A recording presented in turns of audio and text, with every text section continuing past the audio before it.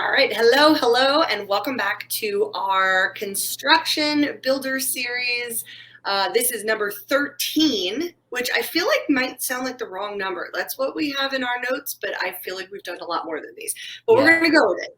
And this week, Raj, my esteemed partner, engineer, and custom home builder developer, and I, Danielle Palloschi-Browne, investor and agent, are going to discuss outdoor living spaces part 1. So today we're specifically going to talk about gardens, retaining walls, anything that you need to kind of dig or set up in a backyard or a front yard to really kind of build or create usable living spaces, which I'm pretty excited about this because I am an avid gardener and I really am curious about some of the retaining walls and what that really entails. It sounds like, oh, you just dig up and move some dirt over that way. I have a feeling it's a lot more in detail, and you're going to go into that and prove me that you're wrong. So let's get into it. Let's talk about retaining walls first and foremost. In Virginia in particular, and Maryland and DC, we are known for having lots of hills and slopes and clay. Let's talk about the process of adding a retaining wall in order to create better space. What would the first steps be? Do you need a civil engineer or a different type of engineer to start that process? Yeah, that's a very good question because, so first of all, when you say retaining wall, you're retaining a dirt, right? That's it. So when you have uphill or downhill, you have to build the retaining wall so that you can level the ground. That's the whole purpose. I cannot say about other parts of the country or even other counties, but especially here in Fairfax County, Arlington County, the height of the retaining wall, depending on the height of the retaining wall, you have to have the design or permit pull. You have to get, have to pull a permit from the county. So in Fairfax County, if it is less than 3 feet, they call it landscape wall. I mean, it's still a retaining wall, but if it's only 3 feet tall. So when you say 3 feet tall, you're talking about the exposed area. Okay, so let's say you have a retaining wall, you are retaining a dirt on the back of the wall, but the bottom of the footing of the retaining wall, you have to go down at least 2 feet, 3 feet below, okay? Two things, like I say. One thing, you have to go in Fairfax, you have to go at least 24 inches. That's a frost depth. But if the footing ground is not good, you may have to go deeper, right? So you have to go deeper anyway. Anything more than 24 inches.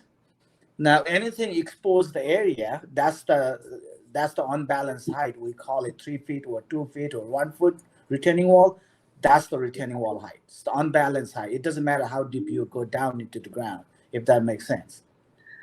I think so. So unbalanced, when you say unbalanced height, specifically, what does that mean? It's just that it's a shorter amount of height in the air, or is that some kind of engineering term I should be aware of, or what does that mean? Yeah, so it's a little bit of a technical term, but so when you say unbalanced, you mean, of course, unbalanced, right? So when you have a retaining wall, you have a ground on the higher side, on the top side, on the lower side at the toe, right? You have a heel. So when you have a retaining wall, you have a footing, which is considered this as a heel and toe, right? The toe is the front, heel at the back. Okay. On the back of the retaining wall is the one, it's retaining the dirt, right? The dirt going up. So typically it goes to the top of the retaining wall. Sometimes you can also, expose the retaining wall, top of the retaining wall, maybe 6 inches, 8 inches. But typically your top of the retaining wall is the top of the dirt on the back side. Okay. So you can imagine the dirt on the back side, which is a hillside, is on the higher side. Yeah. But on the toe side, it's lower, right? Yeah. So kind of like front of the retaining wall. Exactly. It goes that difference. That difference is called unbalanced height. Okay. Thank you for explaining that. So the part that goes up to the retaining wall, this is the unbalanced height. All unbalanced. That's why that's how when you get a permit from the county, they're gonna ask you what is the unbalanced height. Because like I said, if it is unbalanced height is less than 3 feet in Fairfax County, it's called a landscape wall. Means you don't have to pull a permit, but for that type of retaining wall, anything less than 3 feet, even there is a difference between 3 and 4. Okay, so let me address 3 feet. up to 3 feet, the Fairfax County already had a typical detail on how to build a retaining wall, less than 3 feet or 4 feet. So so is the issue the height of the wall, or the issue really the height of the unbalanced height? So, no, unbalanced height. Higher the unbalanced height is, the taller the retaining wall would be, right? Yes. So when you say unbalanced height, I'm talking the dirt on the higher side and dirt on the lower side, the difference. Got it. So if the unbalanced height is up to 3 feet, that's what we're talking about. The wall itself could be 6 feet. It's irrelevant, right? Yeah, exactly. Because your wall itself could be more, but unbalanced height. Like I said, because part of the retaining wall, it has to go underground. That doesn't count. And part of the retaining wall, sometimes you want to stick out, maybe 6 inches, 8 inches from the back. That doesn't count. So unbalanced height is the dirt from the higher side, dirt on the lower side, the difference in height. Got it. Okay. So the wall could be 10 feet, the wall could be 1 foot. It's irrelevant. It's just the unbalanced height. Unbalanced height. Okay. So if you have an unbalanced height is 3 feet, of course your retaining wall has to be 3 feet unbalanced height retaining wall, right? So what I was saying before is Fairfax County have a typical retaining wall detail.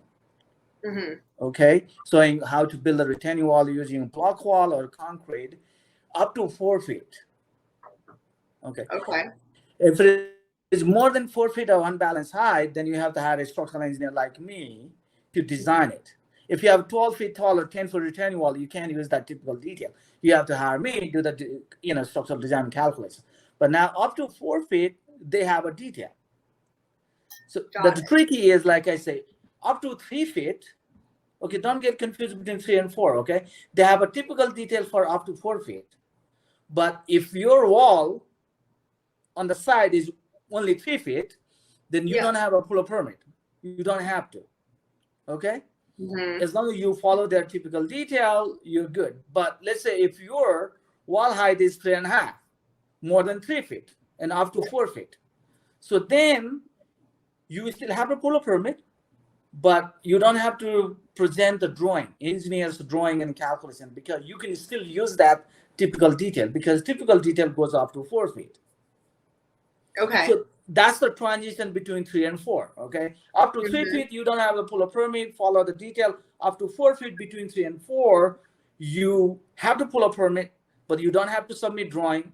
You still follow the detail. Got it. Right? Yep. So anything more than that, of course, then you have to hire an engineer like me and do the calculation and submit the drawing and calculation. So in a project where you have building construction, which is building permit, now for the outside retaining wall, you have to get a separate permit. Before they used to allow to have both permit, same permit for the both, structure. For the building structure and the side structure. So retaining wall is a side structure because it's built on the side. Outside the house is called a side structures. So you could get a permit, one permit for building and retaining wall under the same permit. Now you can't. So in the same house, same address, if you have a house construction and also you have to do retaining wall, you have to get 2 separate permits. Okay. So that's the permit is separate. So you have to get a permit for retaining wall. Like I said, there's so many different type of retaining walls you can do. You can concrete, you can block, even you can do like big stones, like boulders, right? Yeah. So those are really pretty. Okay. So and there's different way of doing it. They're like at least 5, 10 different type of retaining walls, depending on how you want to design the wall, because you have to remember this landscape or retaining wall also part of the whole house, right? You have a house, but then you have outdoor living. So you have to make sure that your retaining wall doesn't look ugly, right? Yeah, or that it maybe even has some function to it besides actually like retaining or whatever. A lot of the retaining walls that I've seen often are like the reason they're pushed back or established is to create better or bigger living spaces. Yeah. So like you could build things into them like outdoor kitchens and planter boxes or garden spaces or water features. Like you could go crazy with them and make them look really nice.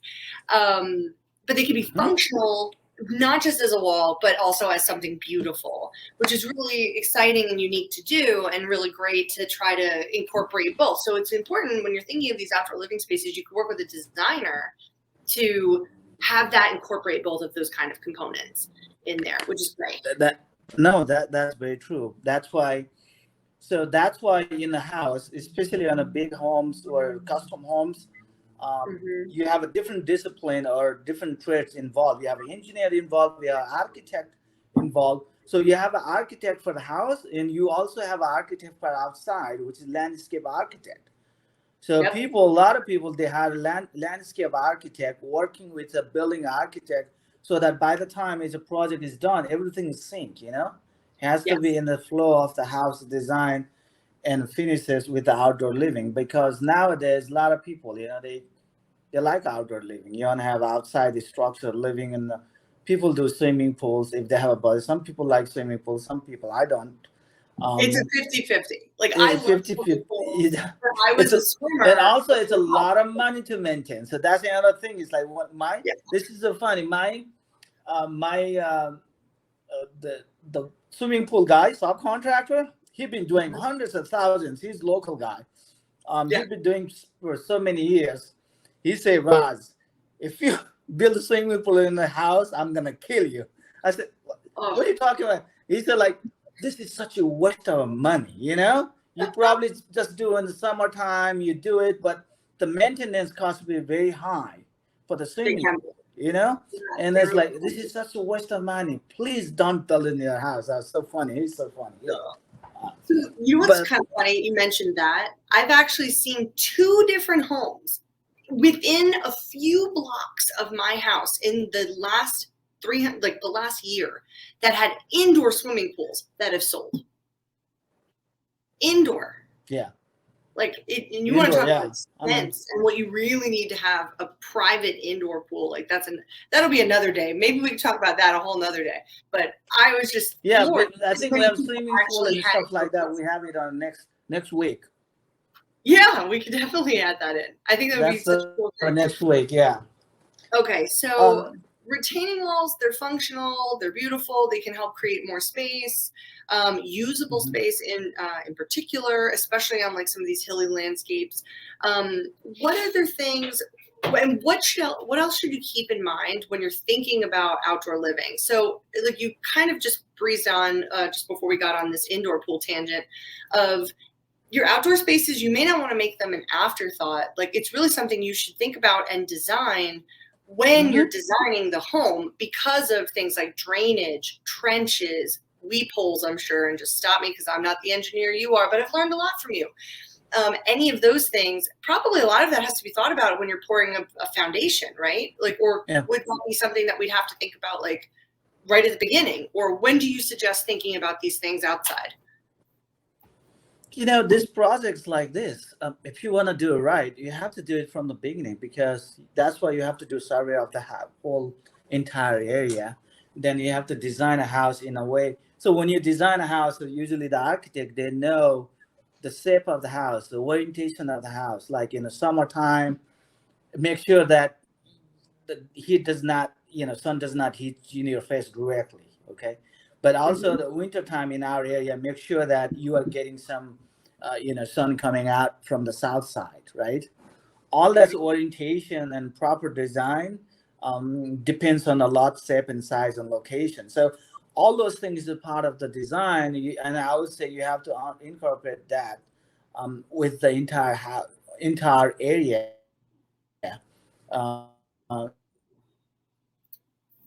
In a design, including outside the structures, swimming pool, all that has to be done properly in a way that it flows. That's if you look at it, if you go to a house that's properly designed by the experienced architect, you can feel it. There's a flow, there's a connection from one item to another item. You go out from the patio, you're outside to the deck, from the deck you go down to the maybe stone patio. It's all flow. They understand it to design. That's why we pay big bucks to this professional to come up with the design and so that you can enjoy the rest of your life. House like this, Yeah. buying houses. Yeah, I mean this could be It's an hundreds of experience. thousands of dollars. I mean, this could be hundreds of thousands of dollars if you want to really do it, right? Depending on the size, locations, and how big of the backyard you have or front yard, like you said. So, It's so important. It really is. And it does create a massive value. Outdoor spaces, mhm. livable outdoor spaces, are in more demand than they ever were. Like ever Yeah, since the pandemic in particular, people want to be able to get out of their house and not necessarily go somewhere public. Like for a yeah, lot of people, that's become much more important. Everything from condos with having balconies or roof deck spaces or even communal spaces to townhomes with having small backyards and those being either hardscaped or adding jacuzzis or like an outdoor kitchen to larger homes in McLean, Great Falls, or larger lots in Arlington. Being able mhm. to have the best usage of that space really creates a huge value. And if you're spending that much money, just work with a designer, come with your ideas, and have them poke Yeah, holes in it. You want them to do that sooner rather than later, and incorporate exactly. it into what you want to build. Like, and if you think you can't afford to do that in the project right at the beginning, tell them, hey, can we plan this for this to be something we add on in 3 to 5 years? Because we want to make sure everything's set up and do whatever we're going to do now to be cost effective for that savings later. So say like Yeah, you want to add a pool, maybe you run the electrical into the yard and the sewer line and the water line where you need it to go later on. Maybe you do that at the beginning with the house because it'll cost a lot more to run it later. Like mhm. maybe, I don't know, you poke holes in that and see if that's like something that someone should think about if they're going to stagger, I guess, their projects. But yeah, think about it and work with your architect and start with your full crazy dream board and see what you can do. Yeah. Sometimes you can do. It's the good thing about the outdoor work. You can do step by step, right? Yep. When you build a house, you have to build a house. You can't say, I'm going to do siding later. So like 2 years, right? You have to finish the house. One thing probably you can't do, unfinish the basement and a few things, but you still have to finish the house. The good thing about outdoor living, you can do step by step. You can do these things maybe this year or 6 months, and next 6 months have another project. So, and depending on how long you want to stay in the house. And that's why I always value the hiring the right person for the right place. Don't try to hire someone who says I can do everything. You can't. I mean, maybe there's one or two, but when somebody say I can do everything, I can design a house, I can build a house, I'm an architect, I'm landscape, all that, there's something not right. So make sure that if you really want to get a value and you find the right professional people and connections like this, networking like this is very helpful because I've been doing for many years now. I know a lot of people. There are other people who are mostly renovation projects. We don't do too many renovation projects, but having connection with that type of people or investors, fellow investors goes a long way, right? Yeah. Oh, So, absolutely. Absolutely. so I think the next item here we have is we call it BMP structures, which is Yeah. a structure outside the house, but those are not, you are not just building for your pleasure. That's a part of your design, okay? And we call it stormwater management. So this is how it works. So you have to think about this one. So let's say you have this raw land, maybe 1 acre lot, half-acre lot. So on the raw land, when it's rain, all the water coming from the sky, most of the water probably go into the ground, right? It's got percolation into the ground, and Yeah. runoff would be less because that runoff will go to your local streams and river, eventually go down to ocean, right? Yep. So the purpose is to reduce the runoff, okay? Because if you have a more runoff, that's why your flooding happens in your river, in a stream. So now you have to remember when it was, let's say, open ground, there was no structure. When it's rain, most of the water will go down into the ground. But when you build structures, it does not. Now all of a sudden you have it's got impervious area. Before it's pervious, not 100% maybe, but mostly it's pervious. Right Yeah. now, when you build a house, you have a driveway, walkway, roof. that area, entire area is now impervious because water on that area will become a runoff. So what Yeah. happens now, it increase the runoff amount, and now your streams are flooded, over flooded, rivers are over flooded, and you have all this flooding happens. Okay, so the design of the stormwater design management is that now, because of this new structure and driveway and all this impervious area you increased because of the development you did on the lot, you have to build a structure to control that water so that you don't put that water into the river directly. Okay. Yeah. So idea is, let's say you have like 500 square feet, 5,000 square feet area. This is really big, but let's say maybe 3,000 square feet area. So now you have to think about that area of runoff or rainwater has to be maintained. Yep. Okay, it does not go to the stream directly. So that's why you make this infiltration trench. So what happens usually, these infiltration trench is nothing but a big trench. You dig down maybe 4 feet, 5 foot below, make big, 5 foot by 10 foot, I don't know, 15 by 20 feet, depending on the design and size of the house. Then you have to go deep, maybe 10 foot or 15 foot or 5 foot. That also depends on the design. So what they actually do is that whole trench is filled with gravel and sand. Okay? So then usually the water coming from the roof, from the gutters, they are collected on the ground and bring into the trench. So the water coming from the roof is not directly going to the ground. Now you're collecting from the down spot, and you're bringing into the trench. Okay. Because the trench is now all filled with gravel and sand. So the water goes into the trench slowly because it's 10 feet, 20 feet below, and slowly it's going to go into the ground. So it's not going to be, that's how you control. Okay. So you do the same thing. That's the infiltration trench. One thing I don't like about trench is that sometimes it could be big trench, you can't cover it. So you still have to partially expose the gravel, and you don't want to see that structure in front of the house. So usually you have to build in front of the house. So next option is a planter box. Is a planter box you build out of a concrete, big concrete. Instead of just building out of on the ground, you build like big well with the concrete next to the house. So next to the basement wall. So it's you don't have to. Is that different than a bioswale? Yeah, it's different. A bioswale is very similar to rain garden. Rain garden and trench is almost the same. The rain garden is a little bit nicer looking, but it covers a bigger area. So if you don't have a bigger area, you won't be able to really do it.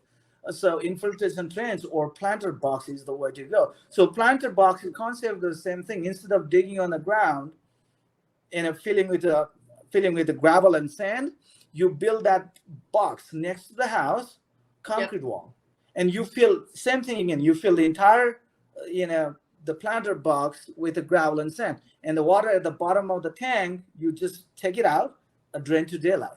So you have to remember all the water, instead of when it rains, all the water coming from the roof, it's not just going into the stream now or river, because that's collected into the pipe and you bring down to a trench or planter box, and eventually it's going to take some time to slowly going down to the base and eventually come out to drain to daylight. So you're trying to just dissipate the water coming from the ground, from the roof, which is eventually from the sky, right? Yeah. So that's the whole process, is doing planter box.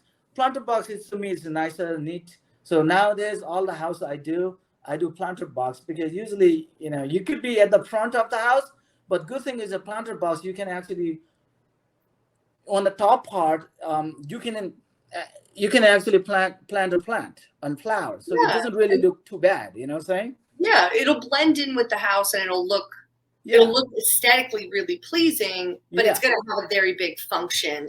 So instead of a big trench in front of the house and white pipe is sticking out, which I have in my house, but sometimes you can avoid it, but it is what it is.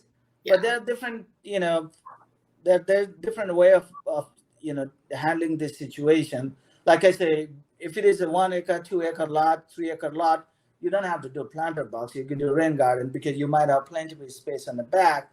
Yeah. And the last item I didn't add there is it depends.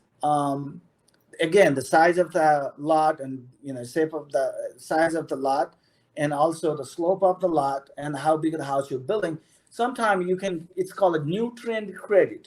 So nutrient credit is very interesting because for some people it kind of looks stupid, but this is how this is VDOT, Okay. Virginia Department of Transportation, and all these county is looking at. This is how it works. So what they say is, let's say I'm building a house in Pimead Hills, right? Mm-hmm. Now let's say your ground you disturb is like maybe 2,500 square feet. So they do all the math, saying, okay, how much, how many? There are some of the existing trees you have to cut down too, right? You can't keep all of it, so you have to cut down some of the trees. And like I said, because of that impervious area you increase, the water is going to go to the river. So now what you can do is there's some company here qualified, approved by the government. Richmond, I'm building house here in Fairfax. Then there's a company in Richmond. I paid him $5,000. Okay, let's say I'm just giving an example, $5,000, and there in Richmond they're gonna plant the trees for me. So what you're basically doing is, then that's what I'm saying. It's kind of looks, I don't know how this works, but here you are adding more water. Yeah. Then in Richmond you are taking out, okay? Because if you plant more trees and bushes, the water, the water you reduce. It's good for the environment. So you are adding here in the Fairfax. I pay this company. He's gonna plant trees. They're gonna plant trees in Richmond. That's gonna somehow offset, and that's gonna offset. Sometimes it's offside credit or nutrient credit, so offside. So you're putting water here, taking out from other one. You can do it. I would love to do it so that I don't have to build any structure, but you are not always qualified. So it depends. Sometimes you do. I have 5-6 homes under construction. I have 4 coming soon. Out of 6, there's only one house I got credit. Got it. All okay. house So is not qualified. So the credit, because I think I'm not understanding, so I may have a couple questions. The Newton credit is really, as a builder developer, you took a tree out in Arlington, and now you're paying someone to plant one in another location in the same state, I'm assuming.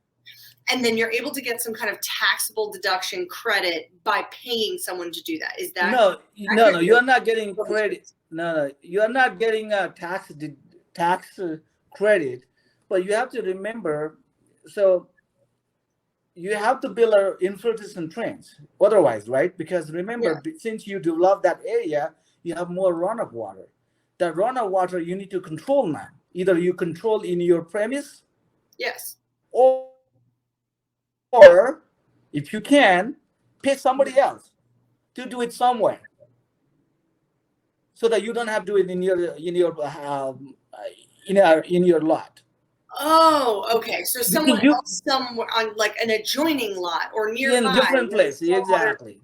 There, got it. Okay. So otherwise you have to build an infiltration transplanter box. You have to pay money anyway, right? It could be $5,000, $20,000.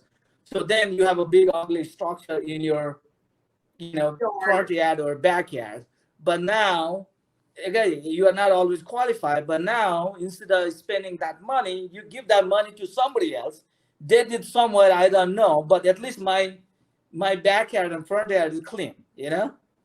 So, and you mitigate the stormwater just somewhere else on the line, yeah, like of where the stormwater would travel, and you just pay for that, and you're able to do that instead of it being an ugly, unsightly, whatever on your own on the side. Exactly. Okay, that makes sense.